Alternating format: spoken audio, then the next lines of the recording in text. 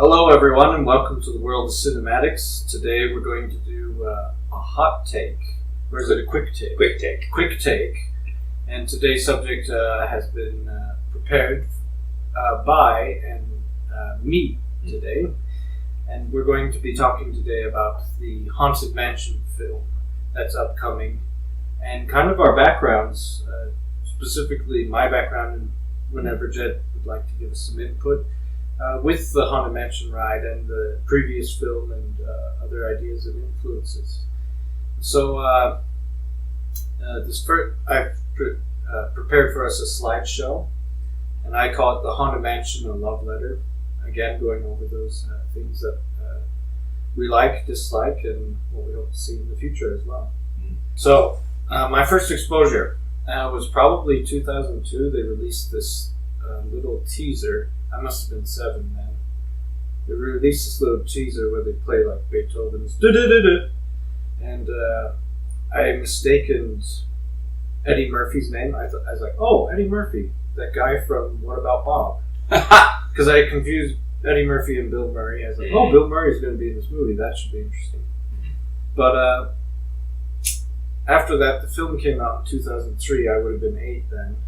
And in this slide, we have the actual mansion from the film, which I felt did a really good job of, because the top of it is actually CGI, which you wouldn't know. No, I had no idea. It blends in pretty dang well. Mm-hmm. And also, it's a mix of the Anaheim mansion as well as the Florida mansion, because it's got the southern look, and then it has the garden house and conservatory from the Disney World version. So I felt like the imagery was good, it was there. What did you think of the 2003 film? I mean, did you see it as a kid? I did not see it as a kid. Okay. I saw it in more recent years. I don't think it holds up particularly well, and I feel like I'm being fairly gentle with that there. Yeah. It was very much trying to make me laugh. It never made me laugh. And, granted, there's a lot of, scary things for kids that don't really scare you as an adult. Sure. But I feel when it's done right, you can still kind of feel that, that spooky, eerie feeling. I mean, heck, we had a whole episode about, gateway horror movies, things that, will scare kids. And, some of those things, even watching them as an adult, I'm like, yeah, I'm kind of feeling it. Never felt that with this movie. Sure. Yeah, as a kid, we didn't really watch horror films. Mm-hmm. Now, as an adult, being exposed to a lot more horror films, it definitely doesn't hold up as scary. Mm-hmm. It's not particularly funny, though.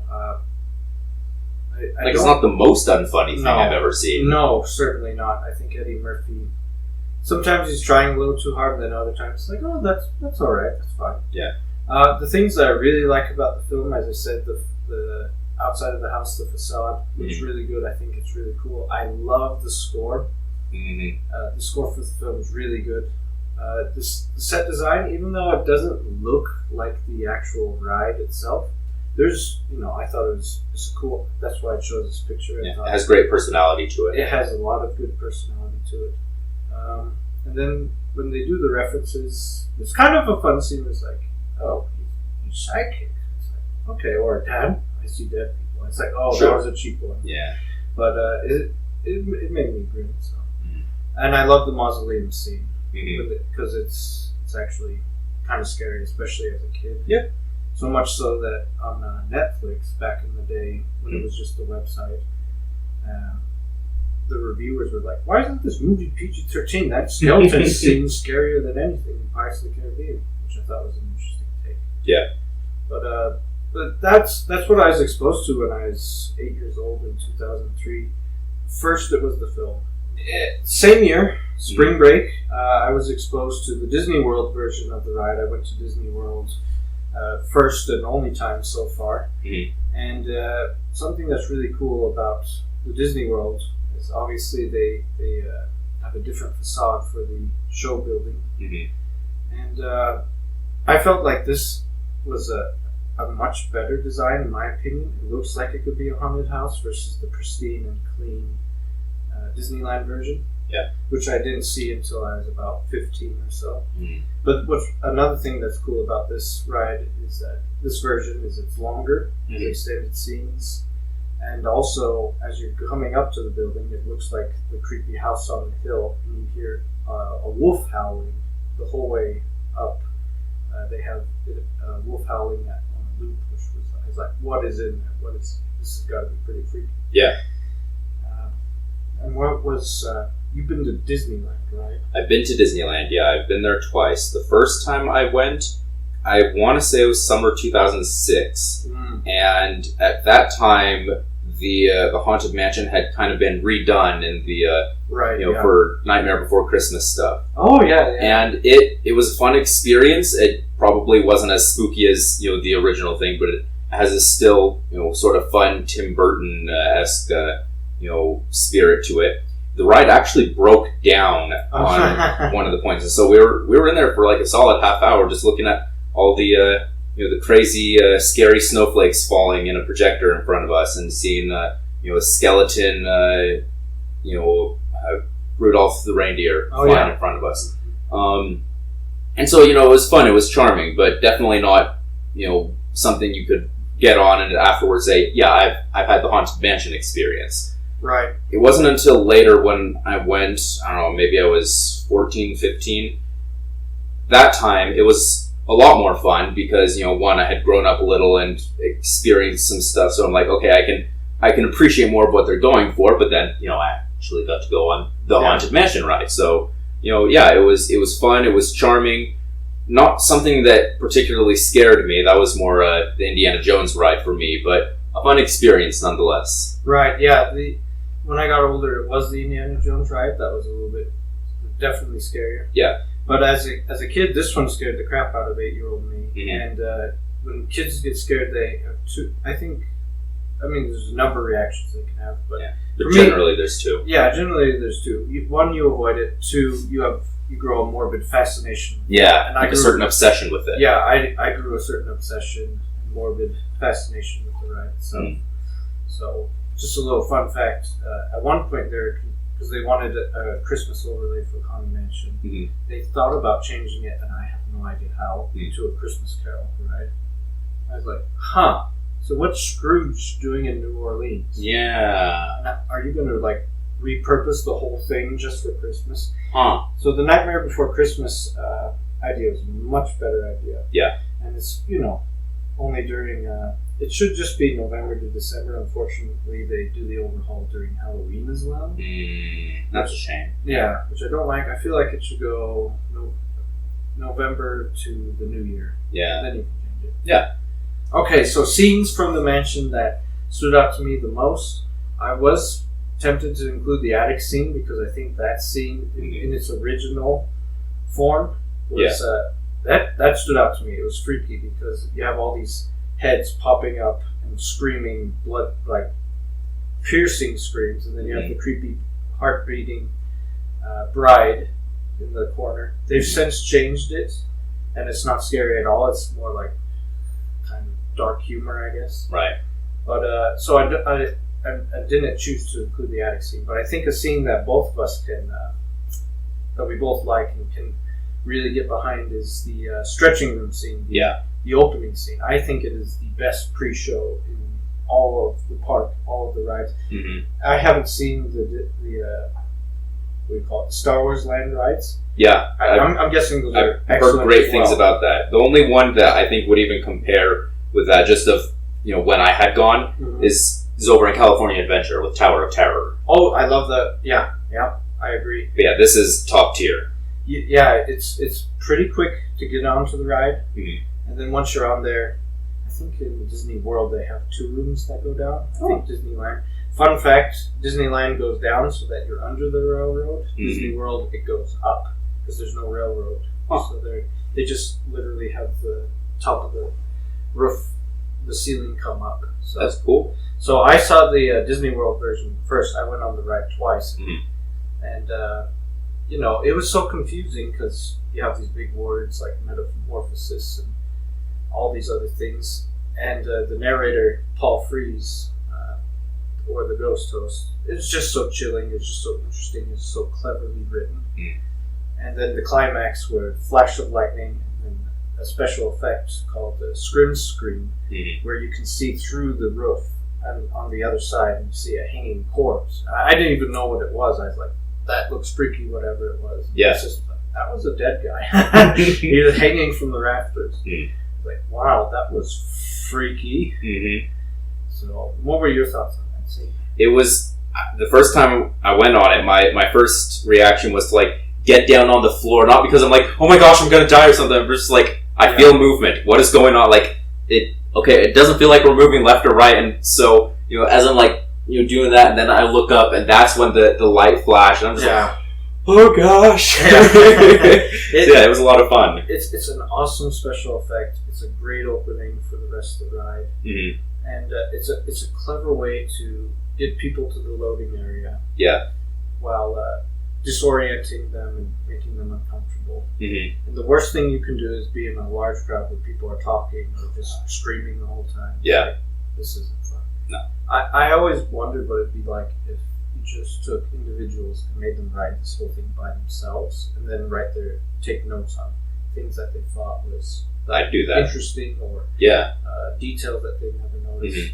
Because that would just be so freaky. If not individually, at least like small groups of like 2 or 3 people. Right.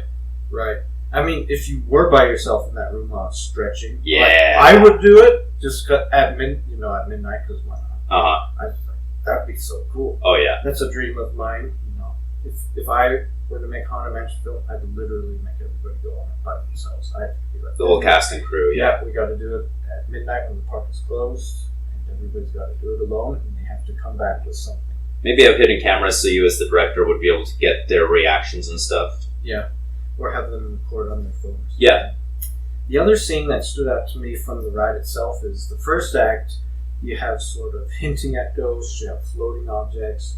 You don't really see any ghosts in full form, but as soon as you get past the seance room with Madame Leota speaking her incantations, then you get to the ballroom and they play that wonderful ballroom medley for the Grim Grim Ghost theme, which is totally bizarre and totally unorthodox. And then you see the ghosts, and that stood out to me because I was like, holy cow, those are ghosts. In my childhood mind, I thought these are what do you call them, holograms. That's what I thought too. It's usually the go-to is, they did some kind of hologram or projection. It is a form of projection. It's what's called the Pepper's Ghost effect. So basically underneath you and above you there are actual animatronics, and then they reflect through a panel of glass in front of you, the light. So you see the reflection of them, but you also see through them. Correct, yep. And the funny thing about that is they didn't accommodate for the way that they're moving in a reflection, so the women are leading the men. It's fun. Yeah, it's a nice little tidbit. I don't know if they corrected it for Disney World, but for Disneyland, for sure, that is something that actually is happening. And they go through the tables and the furniture. And you have the little party, kind of a birthday party, and the ghosts coming in. It's a really cool scene. And I kind of prefer it to the graveyard scene, just because the effects look better for the ghosts. Usually. And, those are the two scenes that stood out to me as a kid that I thought were really good, memorable scenes. Yeah, certainly it does a great job of capturing that Disney magic, but with a spooky flair. Right. So, regardless, once you go on the ride, that changes your perspective of the 2003 film. As a kid, I was like, oh, this is scary and it's kind of funny. Then when I went on the ride, I was like, it could be so much more. It could be so much better. Really focusing, because we were talking earlier, we decided that focusing on the kids tend to focus on the darker aspects, whereas adults are like, oh, this is actually a funny ride. It's a ride that's meant to be full of gags, laughs and stuff. But as a kid, it's like, no, there's dark stuff, guys hanging himself. There's a dead like PG-rated Evil Dead. And so in 2010, because I kept up with this on the internet whenever I could, Guillermo del Toro actually had a Haunted Mansion project that he wanted to do. And he's like me, he's a Haunted Mansion freak, as he puts it so eloquently. And he even went to Comic-Con, I think it was also in 2010, released a trailer a teaser, which is what that art is to the left, the green art, the Haunted Mansion logo. Mm-hmm. And who plays Jonathan from Ian McShane. Ian McShane was voicing the Ghost Hosts line in the teaser while the logo stretched, and then flash the light, you see the Hatbox ghost, and then it's over, and Ian McShane does an evil laugh, and it's like, okay, this could be good. It could be darker. Sounds fun. Del Toro said he wanted to do a PG-13 Haunted Mansion film, take it a little more seriously and make it less about a random haunted house in the middle of things in the real world, but make it more otherworldly. Yeah. And over on the right, we have, allegedly, this is a bust that during pre-production that they constructed for conceptualizing the Hatbox ghost. It's a good look. It is a good look. It's freaky. It's memorable. It's this really weird rotting, because I don't know anyone who anatomically rots like they are. Like one eye completely gone and the other almost completely intact, and the the muscles of the jaw. Yeah. Like that, and Or- broken teeth. like I love the great genuine smile there, but what? Even if this person had been alive, he would have had the freakiest teeth and mouth you've ever seen in your life. Right. Yeah. It's a guy straight from England or something. Yeah. And he's even got sideburns and long, luscious locks of hair. Mm-hmm. And the aspect that they kept is that the Hatbox ghost always has these ludicrously large top hats that are sometimes tilted depending on the versions. Mhm. Okay, so you got kind of the cartoony vibe to it, but also a really freaky Del Toro design. There's a lot of projects Del Toro was trying to do with Disney. He's trying to kickstart a Double Dare You program where they would do darker stuff, and they tell dark stories like German stories about giants and things like that. It never came to fruition, and Same with his Hobbit movies, or his Correct. Star Wars movie, or his Lovecraft in the Mountains of Madness movie. that was perfect for him. Mhm. But he's done none of them. Yeah, I blame the 2010s Disney, because that's when they acquired Star Wars, they acquired Marvel. And they're like, let's not risk it all on. Let's play with our flashy new toys. Little did they know that he would become an Academy Award-winning director. Right. So part of me is like, I would have preferred something a little newer and riskier, something that would actually scare the kiddies. Mhm. So he moved on. I believe it was 2015. He did Crimson Peak, Sounds right.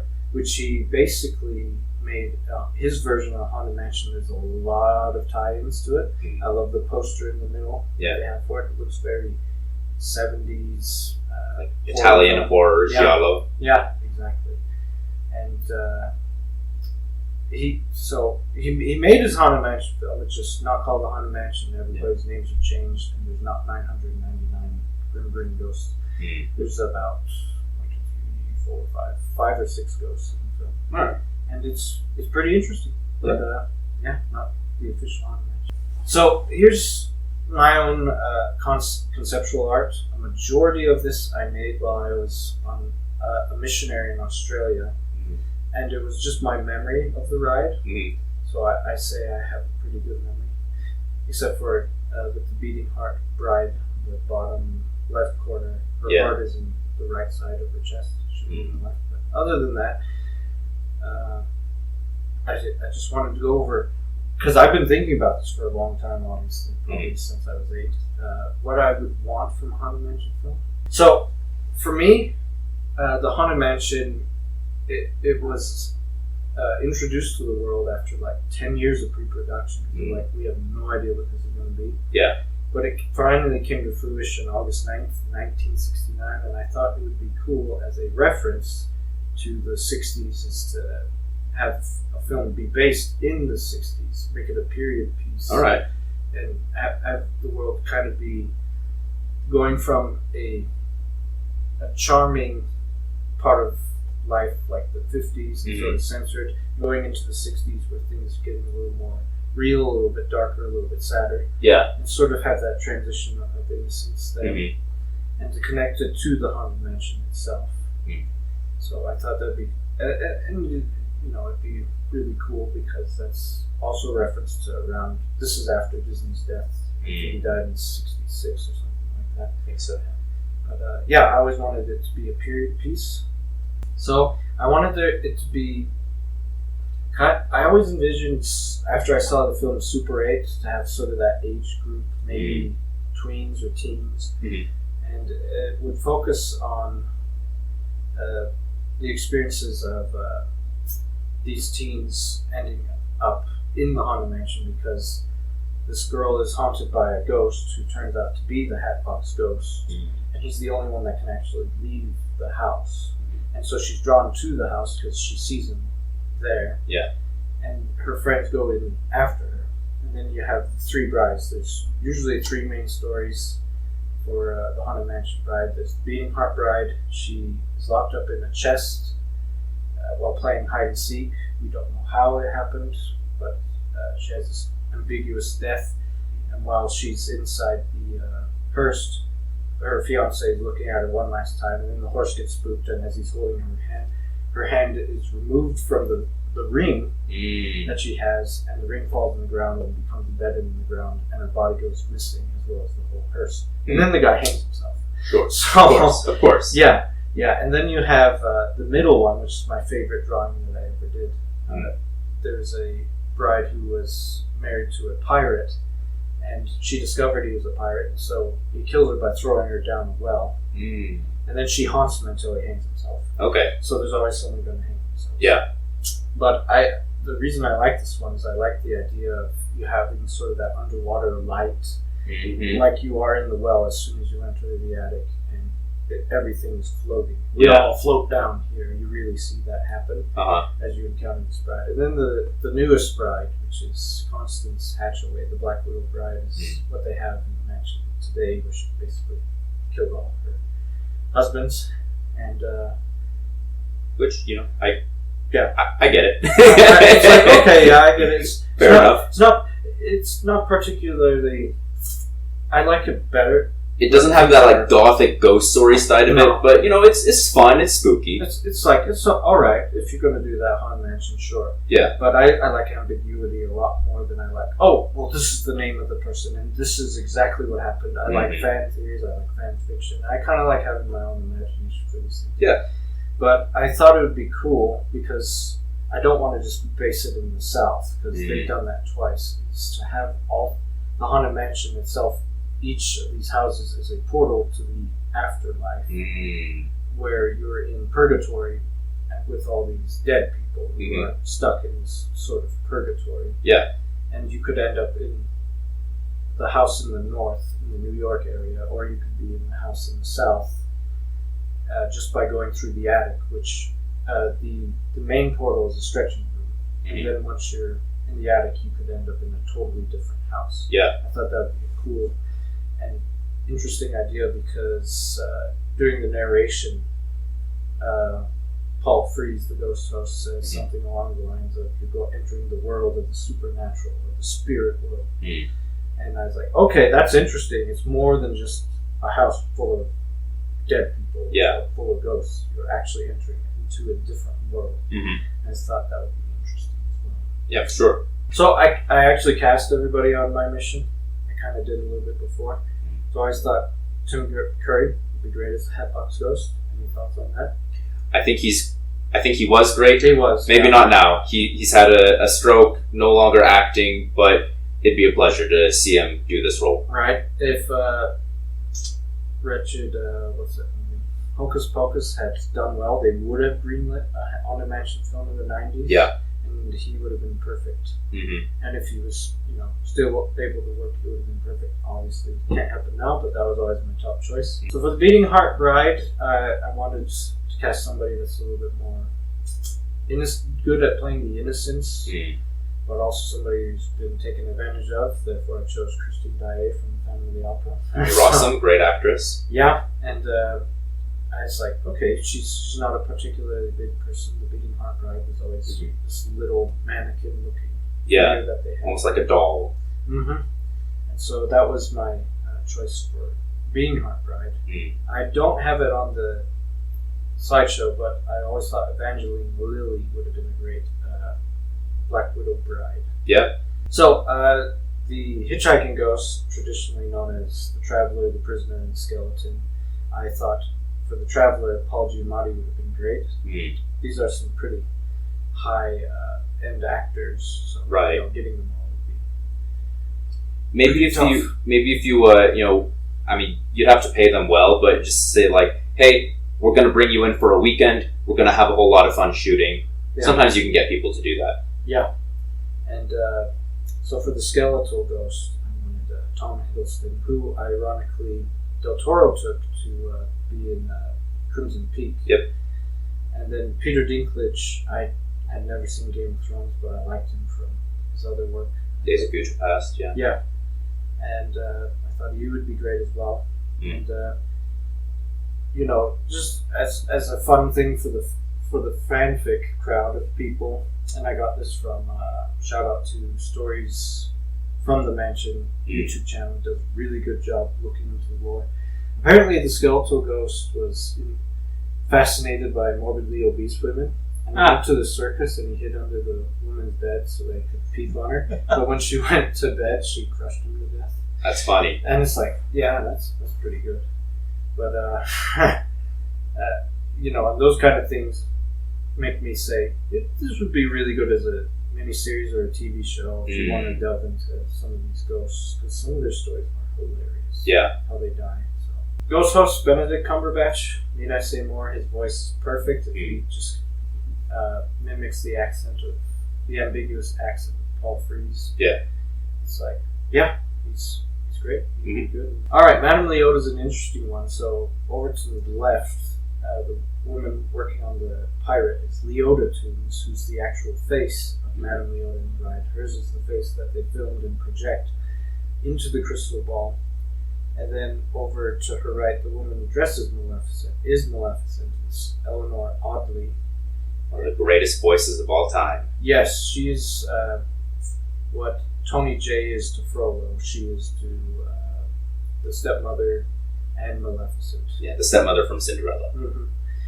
And obviously there's my concept art, which is to the best of my memory. Sure. So the three people I thought would be good that I have listed is we have Liv Tyler, who can change her voice to be pretty deep compared to her natural voice. Then Catherine Zeta-Jones, and the reason I chose all these women is because they're great actresses, but they also resemble Leota Toons herself, just the dark-haired beauties. Right. But I think my top choice would have been Rachel Weisz, because I think she bears pretty close resemblance. Plus, she's kind of got that husky voice thing going on. Mm-hmm.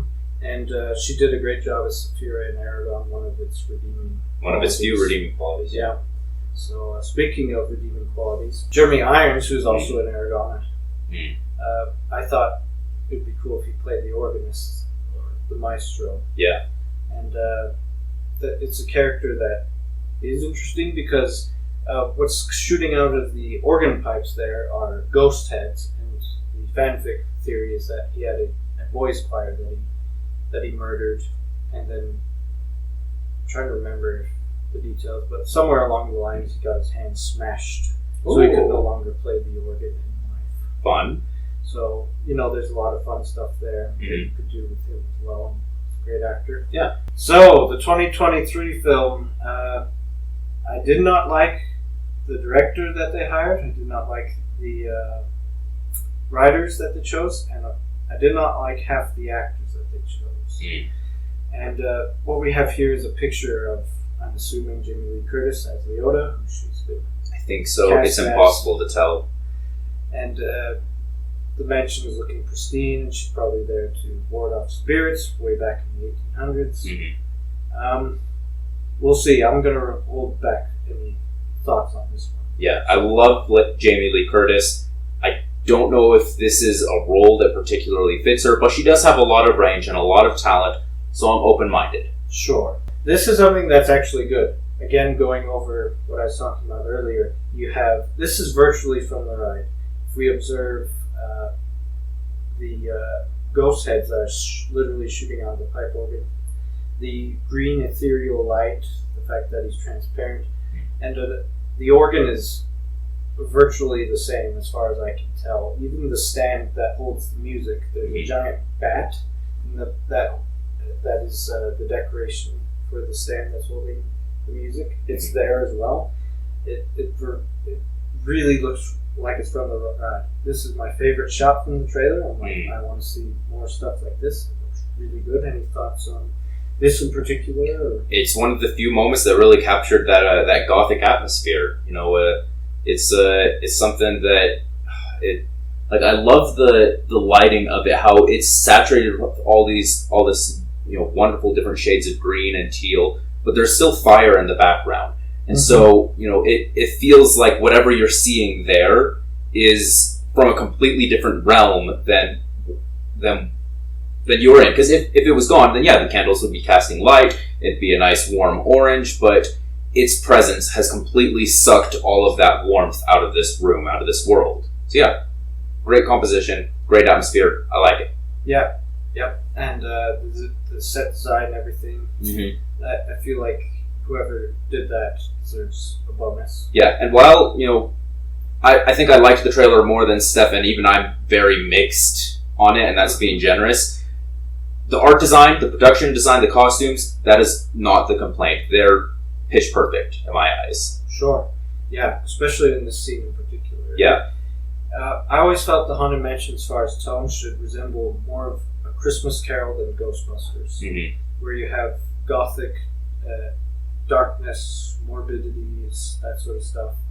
Like when you actually read a Christmas Carol or see a lot of versions, it's dark when you get to the Jacob. It's a very serious story, yeah. Yeah, and by the end, and obviously have more levity. Sure. But when you do the creepy gothic horror stuff, it should be creepy gothic. Oh, this is the spare me slide, because the Hatbox Ghost is the most notorious, arguably the most famous ghost that is only in one park and was allegedly missing for decades. The truth is, the effect didn't work.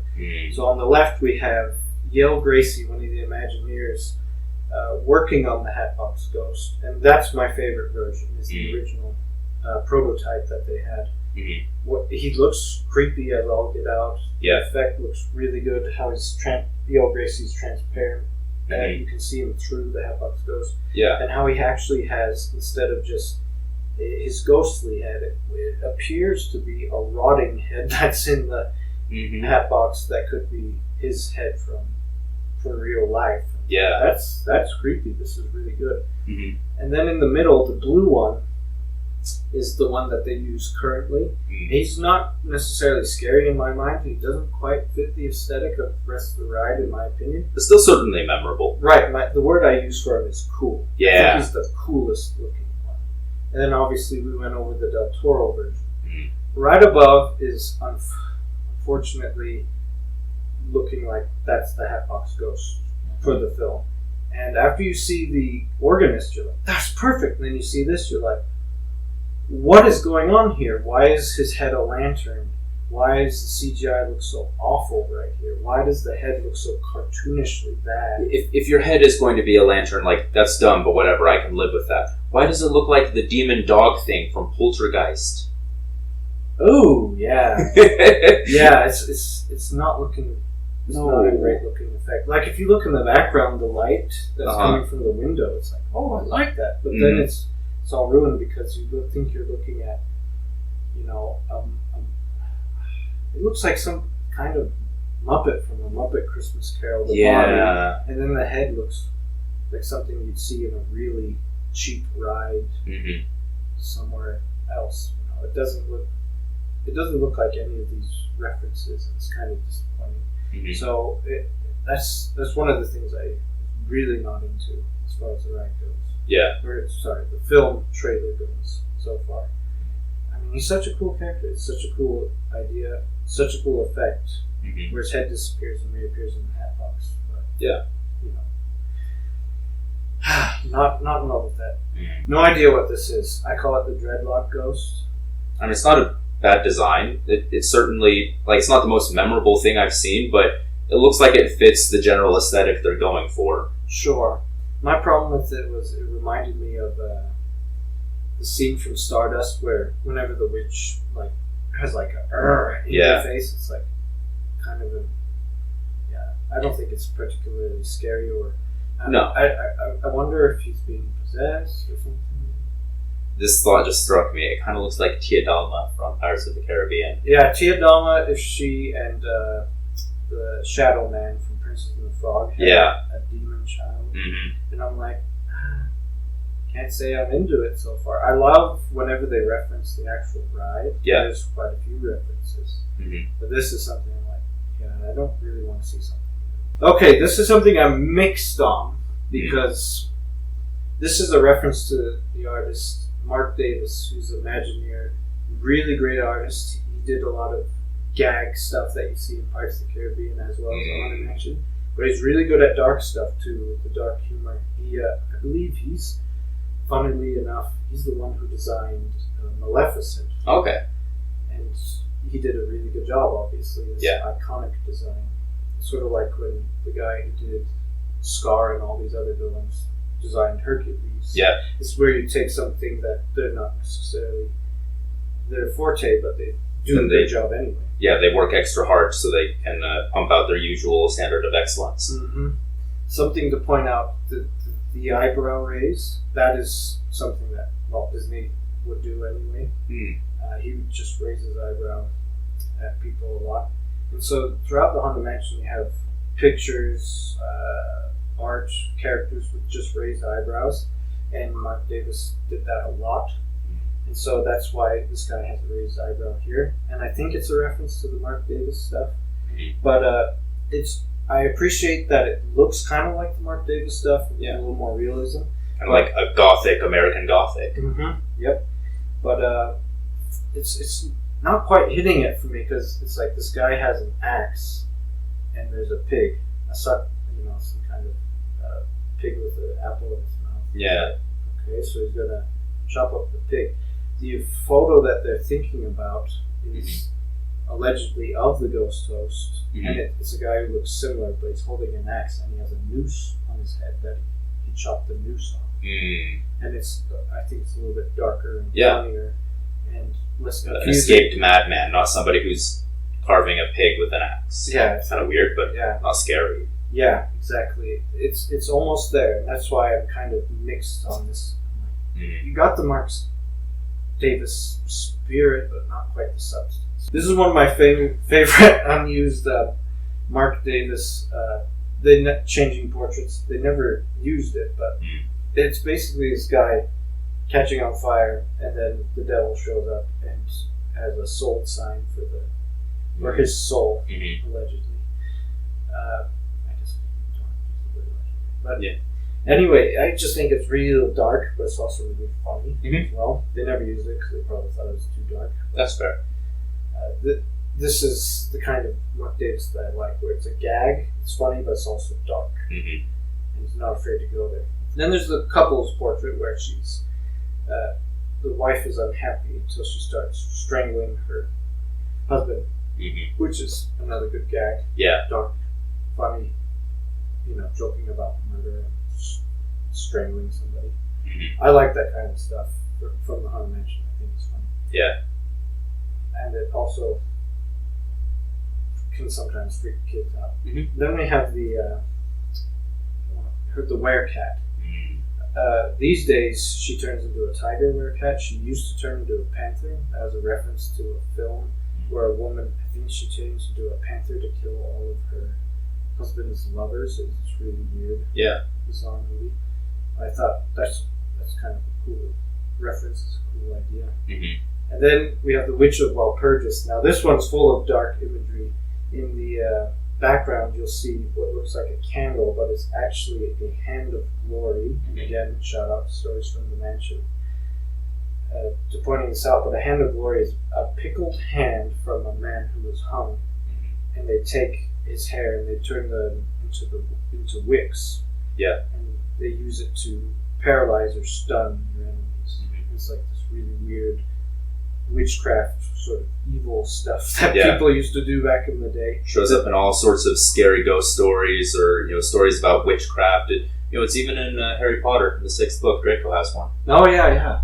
So it's he does a good job of having stuff that you remember. He did all the stretching portraits that they're funny, but there's also some dark undertones. Yeah, kind of ghastly. Yeah, and he's responsible for the second half, and he's sprinkled throughout the ride, but the second half of the ride was more merriment and less dark and foreboding. Yeah. And so they're trying, I think they're leaning too much on modern sensibilities. A lot of the bride looks like Ghostbusters 2016. Doesn't surprise me since it's the same writer from Ghostbusters 2016. Yeah.